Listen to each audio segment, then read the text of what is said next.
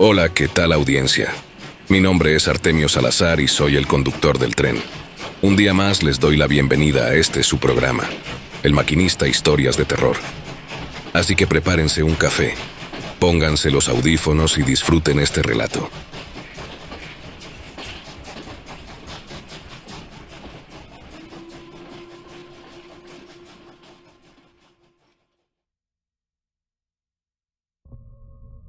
A propósito del reciente accidente del avión hindú, hay cosas que nunca vas a ver en las noticias, porque hay algo que incluso los periodistas más valientes saben bien. Hay líneas que no se cruzan, hay temas que no se tocan, y si lo haces, te silencian. No siempre con balas. A veces es más sutil, una llamada telefónica, una amenaza disfrazada de cortesía legal, un despido repentino, un archivo que desaparece. Basta una instrucción desde arriba para arruinarle la vida a un editor, para obligar a una televisora entera a reformular su línea editorial. Por eso yo investigo solo. Me llamo Julián Suárez, aunque ya no uso ese nombre. En los foros me conocen como Archivista 21. Fui periodista. Ahora me consideran loco, y quizás lo esté, pero no estoy equivocado. Lo que les voy a contar me ha costado amigos, trabajo y salud, pero cada vez que ocurre un nuevo accidente, sé que no puedo callarme. Los aviones no caen porque sí, a veces lo hacen porque alguien tiene que morir. No alguien común, no, sino alguien con información, con poder, con una amenaza real al equilibrio que otros controlan. Y si piensan que exagero, escuchen esto. 5 accidentes, 5 patrones, 5 advertencias. Evento 1.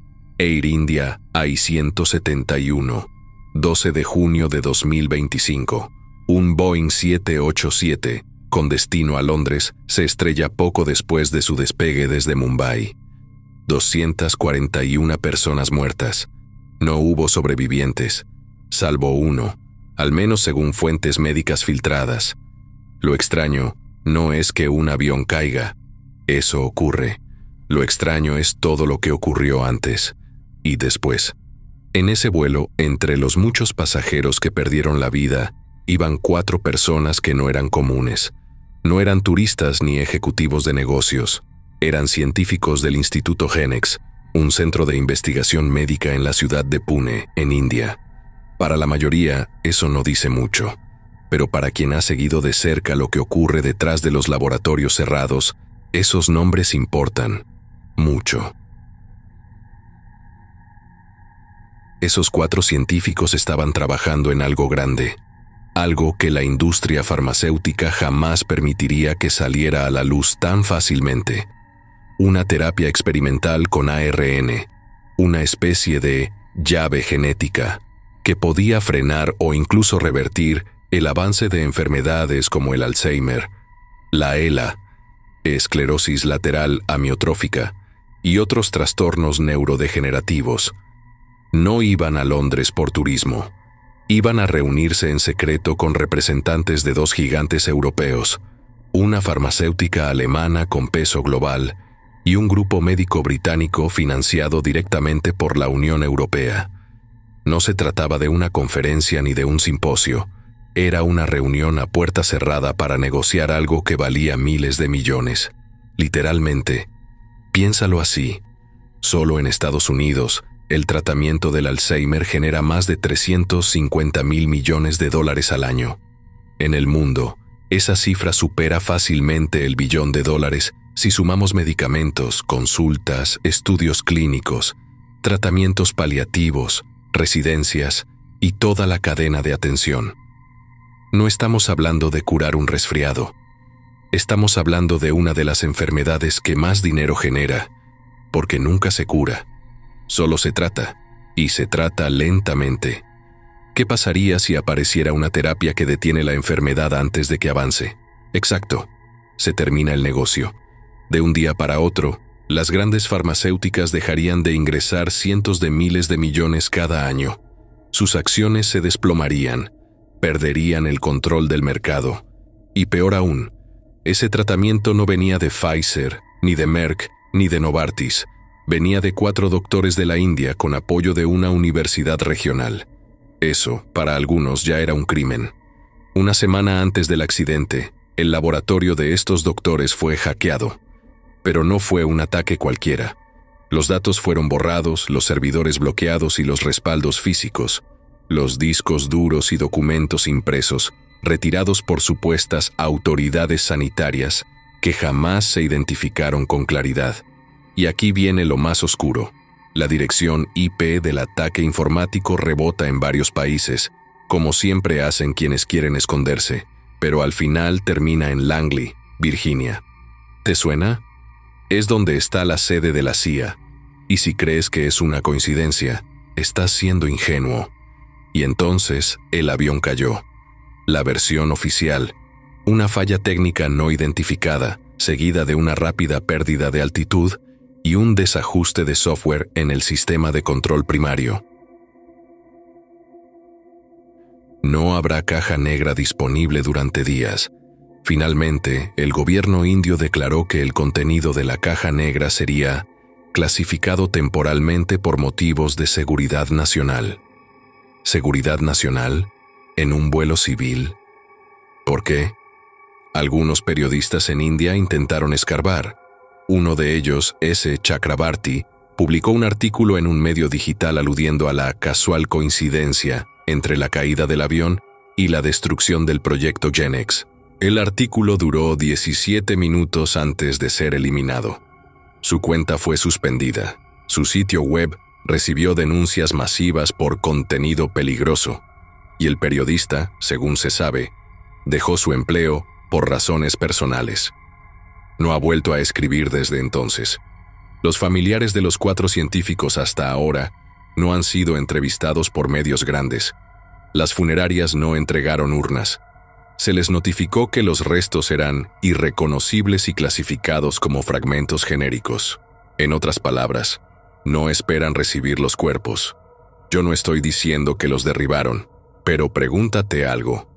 ¿Por qué justo esos 4 científicos, justo una semana después de que su laboratorio fuera intervenido, justo antes de reunirse con laboratorios europeos, terminan muertos en un avión cuya caja negra es considerada hasta el momento clasificada, a menos que la presión social logre revertir este asunto? Y si crees que esto es un caso aislado, sigue escuchando, porque esta no es la primera vez.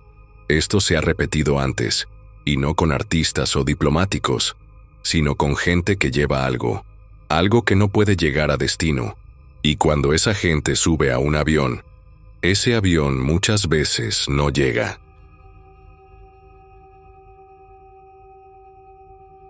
Evento 2. Malaysia Airlines MH17. Algunos siguen creyendo que el mundo se mueve por casualidades, que hay guerras por errores, apagones por tormentas y aviones que caen del cielo porque algo salió mal. Pobres, no los culpo. Si repites una mentira el tiempo suficiente, termina sonando a sentido común. Pero hay accidentes que no son accidentes. Hay coincidencias que no pueden ser coincidencias. Y hay muertos que estaban demasiado vivos, hasta que estorbaron. 17 de julio de 2014. Un Boeing 777 de Malaysia Airlines, vuelo MH17, es derribado sobre Ucrania. 298 personas muertas, casi 300 personas, mujeres, niños, familias. La versión oficial, un misil ruso, un error militar en plena tensión geopolítica. Y ya está, eso nos dicen, y nosotros aplaudimos y seguimos viendo Netflix. Hay algo que casi nadie menciona. A bordo de ese vuelo iban 2 virólogos de alto nivel, especialistas en VIH-Sida, que trabajaban directamente con la Organización Mundial de la Salud. Iban rumbo a una conferencia médica en Melbourne, Australia. No a cualquier conferencia. Según documentos filtrados por una fuente médica europea, que por razones obvias no voy a nombrar, esos científicos iban a presentar información que no estaba en la agenda oficial. ¿El tema? Un posible vínculo entre experimentos militares y ciertas mutaciones virales del VIH. En palabras más simples, estos tipos no iban a hablar de vacunas o prevención. Iban a hablar de cómo algunos gobiernos han usado cepas modificadas de virus con fines que no tienen nada que ver con la salud pública. Ahora, puedes pensar que eso suena a ciencia ficción, pero dime, ¿no es eso lo que siempre se dice hasta que se confirma? Estos virólogos llevaban consigo documentación inédita, incluyendo resultados de ensayos en zonas africanas donde, supuestamente, se aplicaron tratamientos experimentales bajo supervisión de entidades militares occidentales. ¿Recuerdas los escándalos de los años 70 y 80 sobre experimentación médica en comunidades vulnerables? Bueno, esto iba por el mismo camino, solo que más sofisticado y mucho más peligroso para los que controlan el juego. ¿Sabes qué pasó con sus maletas? Desaparecieron. No fueron recuperadas con el resto del fuselaje. ¿Sabes qué más desapareció? El manifiesto médico. La OMS no volvió a mencionarlos, como si nunca hubieran existido. ¿Casualidad? Ahora, veamos el patrón. 2 científicos, información comprometedora, un viaje internacional y un avión que no llega. ¿Te suena parecido a lo del vuelo de Air India? ¿O también vas a decir que fue solo otra tragedia? Si a estas alturas todavía crees que todo esto es un cúmulo de desgracias sin conexión, entonces te invito a seguir viviendo tranquilo, con tu café descafeinado y tu fe en los boletines oficiales. Pero si ya sientes que algo no cuadra, es porque algo no cuadra. En ambos casos, los gobiernos actuaron como si tuvieran algo que esconder. Clasificaron documentos, manipularon medios, y con una rapidez que solo tiene quien ya sabe lo que ocurrió antes de que ocurra. Nadie va a dar nombres, nadie va a culpar directamente a una agencia. Pero ¿sabes qué aprendí? Cuando los poderosos quieren que algo desaparezca, no lo matan de frente. Lo hacen ver como una fatalidad, un misil rebelde, un error de radar, un pájaro en el motor. Y si tú lo cuestionas te llaman loco, o peor aún, te ignoran, pero no se puede tapar el sol con un dedo. Y en el cielo, cada avión que cae deja una sombra más grande que el anterior. La pregunta que deberías hacerte no es por qué murieron, sino por qué no se les permitió hablar. Y si quieres, seguimos, porque esto no termina aquí. Tengo al menos otros 2 casos más, y cada uno, créeme, huele peor. Vamos por el siguiente.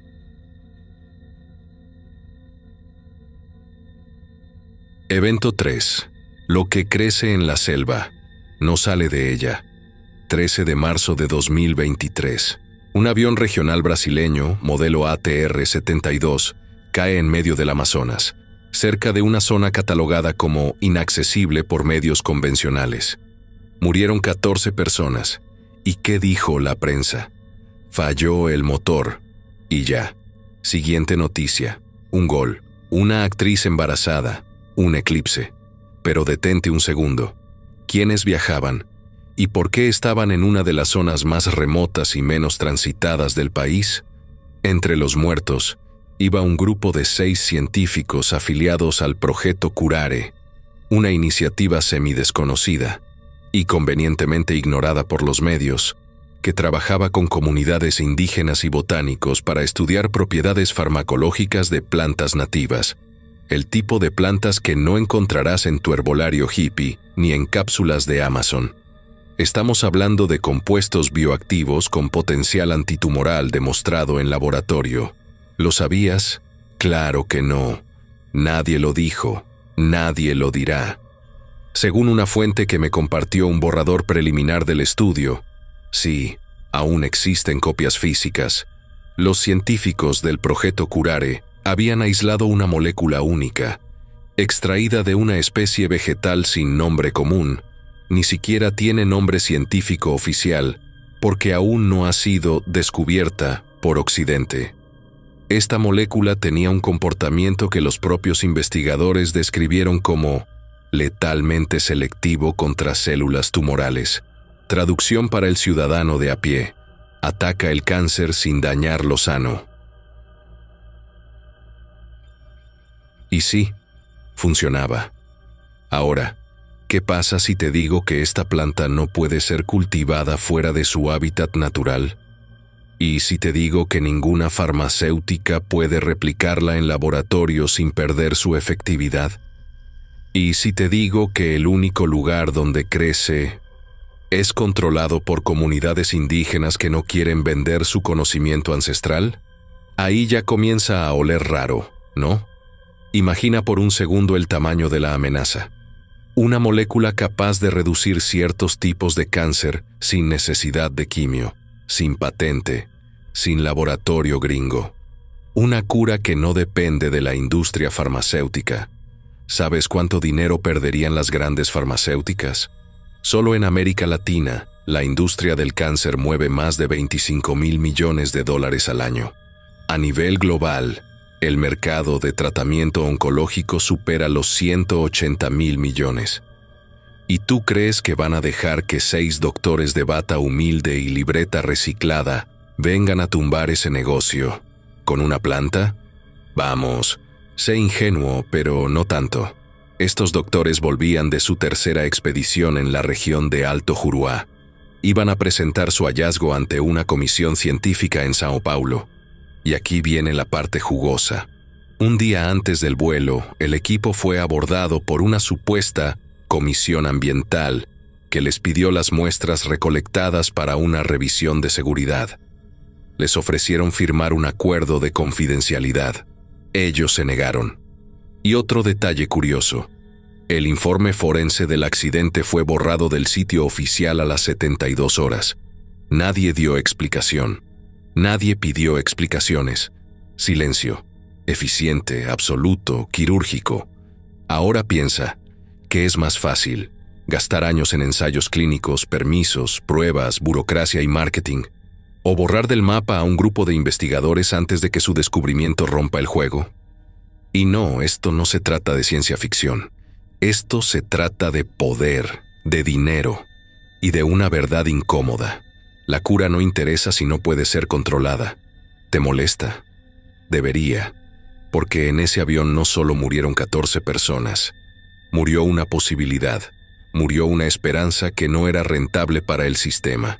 Y ahora vendrán los que digan, eso nunca se comprobó. No hay pruebas de que existiera esa molécula. Claro que no. Las pruebas estaban en ese avión, y ya sabes qué hicieron con él. ¿Te parece exagerado? Espera al siguiente caso. Porque lo que ocurrió en África con un centro de estudio sobre envejecimiento celular no fue un accidente aéreo, fue un asalto directo al conocimiento libre. Pero si con esta historia ya sientes que te falta el aire, mejor siéntate.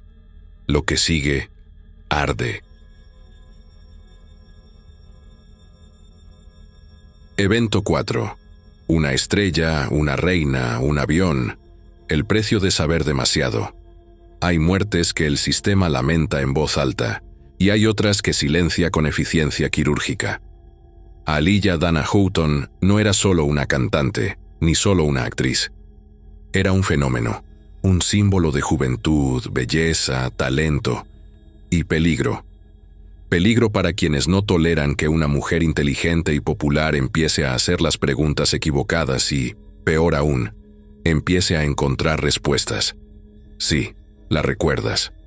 Tal vez por su voz suave y su estilo futurista, o quizás por su icónico papel como Akasha, la reina vampira en La Reina de los Condenados, una película de culto, basada en la novela de Anne Rice, que hoy parece más profética que gótica. Porque Aaliyah no solo actuó como una reina antigua que se alimentaba de los vivos, también se enfrentó, sin querer o sin saberlo, a los verdaderos bebedores de sangre de esta industria. Veamos los hechos. En agosto de 2001, Aaliyah volaba desde Bahamas tras grabar un videoclip. El avión era pequeño, la carga excesiva, y el piloto, bueno, un tipo sin licencia actualizada y con rastros de cocaína y alcohol en sangre. Ideal para que no hiciera preguntas. La nave cayó poco después del despegue. Accidente, dijeron. Qué palabra tan útil. Pero esa versión no resiste ni la más perezosa inspección. ¿Sabías que Aliyah no quería subir a ese avión? Según testigos, se sintió mal. Se quería quedar. Un miembro de su equipo incluso pidió otro vuelo, pero los convencieron, o los presionaron. Y en este negocio, presión puede significar muchas cosas: contratos, amenazas o simples frases cargadas de consecuencias. Aliyah subió dormida, sedada, inconsciente. ¿Quién la convenció? ¿Por qué volar en una aeronave con exceso de peso y piloto drogado cuando hay opciones más seguras? Aquí empieza lo incómodo. En ese entonces, Aliyah ya había terminado su relación con RK, pero sabía demasiado. No solo por lo que vivió siendo menor, sino por lo que presenció. ¿Y quién seguía siendo muy cercano a R. Kelly, grabando con él, compartiendo fiestas, secretos y silencios? Exacto. El rapero que actualmente está en el ojo del huracán y creador de las famosas fiestas blancas. El mismo cuyo nombre empieza a salir ahora, 2 décadas después, en testimonios sobre fiestas privadas, coerción, abuso y tráfico de influencias dentro del mundo musical. Curioso, ¿no? Porque Aliyah estaba a punto de cambiar de disquera, de emanciparse, de lanzar su proyecto cinematográfico más ambicioso. Ya no era solo una cantante manejada por otros. Era una figura autónoma, peligrosa, una mujer con éxito, credibilidad y, lo más grave, memoria. Después del accidente, algo no cuadra. El informe técnico fue rápido, escueto, sin posibilidad de apelación. El funeral fue privado. El equipo de producción que estaba con ella ese día fue dispersado. Algunos contratados en otras latitudes, otros simplemente desaparecieron del medio. La familia fue presionada a guardar silencio. No por luto, sino por convenios. ¿Dónde están las grabaciones del aeropuerto? ¿Quién autorizó el vuelo? ¿Quién pagó ese piloto? ¿Y por qué justo cuando Aliyah tenía en puerta una entrevista exclusiva con una cadena importante para hablar de su nuevo rumbo? Volvamos a PD. ¿Coincidencia que en 2001 su carrera vivía una transformación? ¿Que ciertas alianzas se estaban reconfigurando y que eliminar cabos sueltos era casi una necesidad estratégica? Hoy sabemos más. Hoy sabemos que los escándalos no solo salpican, hunden. Y entre los muchos nombres que comienzan a salir de las sombras, el de Aliyah regresa, no como una víctima más, sino como una advertencia. ¿Y sabes qué más resulta raro? Que justo después de su muerte, la industria consolidó un modelo de artistas moldeados, hipersexualizados, sin margen de maniobra, fáciles de reemplazar. A Aliyah no era reemplazable, y ese es el tipo de error que las cúpulas no perdonan. Por eso insisto, si aún crees que fue solo un accidente, estás repitiendo el libreto oficial. Ese que escriben las mismas manos que apagan vidas cuando se vuelven inconvenientes. Aliyah no murió. La callaron. Porque sabía, porque hablaba, porque ya no necesitaba que le dijeran qué cantar ni con quién grabar. Y lo más irónico de todo es que su papel como Akasha era casi un presagio. Una reina que despierta en un mundo corrupto y decide ponerlo de rodillas. Solo que, en la vida real, las reinas que incomodan no viven hasta el final del guión. Las bajan del avión, las hacen dormir, las hacen desaparecer. Y luego nos dan titulares, flores y homenajes vacíos mientras cierran los archivos. Pero tú no te quedes con eso. No aplaudas lo que no entiendes. Pregunta. Indaga. Escucha otra vez esa entrevista del año 2000, donde a Aliyah sonríe incómoda al mencionar su pasado. Revisa la línea de tiempo. ¿Quién trabajaba con quién? ¿Quién se benefició de su ausencia? ¿Y por qué nadie de los que estaban ahí ha dicho absolutamente nada? Aliyah no fue una estrella fugaz, fue una amenaza estructural. Por eso no cayó. La derribaron, tal como hacen, una y otra vez, con quienes iluminan más de lo debido.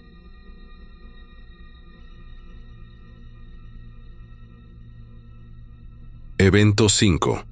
Claro que los aviones caen, y también los que se atreven a hablar de por qué. ¿Crees que los aviones caen porque sí? Claro, la gravedad existe, los errores humanos también, y los pájaros tienen pésimos reflejos a 10.000 metros de altura. Pero eso solo explica una parte del juego, porque hay otra ley, más poderosa que la física, que rige en estos cielos, la ley del silencio. Esa que no viene escrita en manuales de vuelo, pero sí se graba en la frente de todo aquel que trabaja para la industria más blindada de la Tierra, la aeronáutica comercial. Y para prueba, un nombre que no verás en documentales de Netflix ni en conferencias de seguridad aérea. John Barnett, exgerente de control de calidad en Boeing, 28 años en la compañía. No era un conspiranoico de Twitter, ni un youtuber con gorrito de aluminio. Era un tipo de adentro, técnico, puntual, aburridamente formal, hasta que decidió hablar, y ahí comenzó su verdadera caída. Barnett levantó la mano cuando nadie más quiso hacerlo. Empezó a señalar lo impensable, que Boeing estaba reciclando piezas defectuosas, pasando por alto procedimientos críticos y, agárrate, instalando en aviones comerciales sistemas de oxígeno con hasta un 25% de unidades defectuosas. Traducción: que una de cada 4 máscaras de emergencia no funcionaría en pleno vuelo.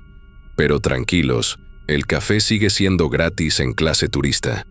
Sus advertencias comenzaron cuando se trabajaba en la producción del Boeing 787 Dreamliner, esa nave que te venden como el futuro de la aviación. Ligera, eficiente, con ventanas más grandes y asientos más incómodos. Barnett revisaba aviones antes de que fueran entregados, y lo que encontró y documentó fue simplemente aterrador. ¿Y qué hizo Boeing con sus reportes? Lo que toda buena corporación multimillonaria haría con una voz incómoda. La enterró. Lo marginaron, lo desacreditaron, lo acusaron de exagerado. Le dijeron que estaba siendo demasiado minucioso. Porque claro, en el negocio de volar a miles de personas a diario por los cielos, minucioso suena casi ofensivo. Barnett, lejos de callarse, recurrió a la Federal Aviation Administration, FAA, y como suele pasar en estos círculos donde todos se conocen y se cubren la espalda con trajes idénticos, la FAA investigó, para luego decir que no encontró evidencia de irregularidades. Una joya de conclusión, considerando que Barnett tenía fotos, reportes, muestras y hasta documentos internos. Y aquí viene la parte que te debería dejar la sangre fría. No fue el único. En paralelo a las denuncias de Barnett, comenzaron a acumularse los escándalos. El accidente del vuelo Lion Air 610, el accidente del vuelo Ethiopian Airlines 302, ambos con modelos Boeing 737 MAX, y ambos causados, oh, sorpresa, por fallas de software y sistemas mal implementados. Más de 300 personas muertas. ¿Y sabes qué hizo Boeing? Emitió comunicados. Luego culpó al entrenamiento de los pilotos. Luego actualizó el software. Y siguió vendiendo. Mientras tanto, Barnett seguía hablando. Dio entrevistas. Explicó los riesgos. Alertó sobre el encubrimiento sistémico. Y por supuesto, fue ignorado por los medios tradicionales. Esos que nunca tocan a Boeing sin antes pedir permiso. Porque una cosa es investigar y otra es acabarte profesionalmente. En el año 2024, Barnett fue hallado muerto en su auto. Una aparente salida por la puerta falsa por medio de un disparo, justo en el momento en que su demanda federal por represalias entraba en una fase clave, justo cuando se esperaba su testimonio más contundente, justo cuando más ruido hacía su verdad. ¿Coincidencia? Puede ser. Los conspiranoicos creen que todo está conectado, pero en este caso, hasta los escépticos más empedernidos empezaron a rascarse la cabeza, porque no estamos hablando de un tipo depresivo, ni de alguien sin apoyo. Barnett tenía un equipo legal, estaba motivado, estaba ganando tracción, y de pronto decide salirse con un tiro, justo el día antes de su testimonio, en un hotel lejos de casa. Ah, claro, totalmente espontáneo, como si el universo le dijera: John, ahora sí ya basta. Y aquí es donde uno se da cuenta de que estos aviones no solo caen por errores humanos o fallas técnicas, caen porque hay estructuras que priorizan el capital sobre la vida. Caen porque hay empresas dispuestas a recortar hasta el último centavo a costa de la seguridad de todos. Caen porque, la verdad, cuando incomoda, se paga con silencio. Barnett representa todo lo que esta serie de historias ha intentado exponer, que los muertos no siempre son el accidente. A veces, son la consecuencia de haber sabido lo suficiente, de haber visto el código fuente del sistema, de haberse atrevido a decir esto está mal en una sala donde todos cobran por decir todo está bien. ¿Y ahora qué? Boeing sigue operando. El 787 Dreamliner sigue en servicio. Las aerolíneas lo promueven como una experiencia única. Y tú, sí, tú, seguirás comprando tu boleto, mirando por la ventana y rezando para que no te toque el asiento con la máscara defectuosa. Porque al final, el sistema no necesita que creas, solo que obedezcas. Pero por si te da por pensar, que siempre es una peligrosa desviación, aquí te dejo algunas preguntas. ¿Cuántas veces has visto a una mega empresa aceptar culpa por muertes? ¿Cuántos otros Barnett existen en silencio, firmando acuerdos de confidencialidad por miedo? ¿Qué tan seguro te sientes volando cuando sabes que la eficiencia y los recortes pesan más que tu cinturón? No todos los aviones caen por conspiración. Algunos simplemente caen por negligencia, lo que ya debería bastar para indignarse. Pero hay casos, demasiados ya, donde la coincidencia se repite tanto que la estadística se convierte en una broma de mal gusto. Así que la próxima vez que veas una noticia de un accidente aéreo, de un error de mantenimiento o de un testigo muerto en extrañas circunstancias, recuerda el nombre John Barnett. Recuerda que los héroes no siempre llevan capa. A veces usan uniforme de trabajo y reportes de 80 páginas. Y también recuerda que, en esta industria, los aviones no son lo único que cae.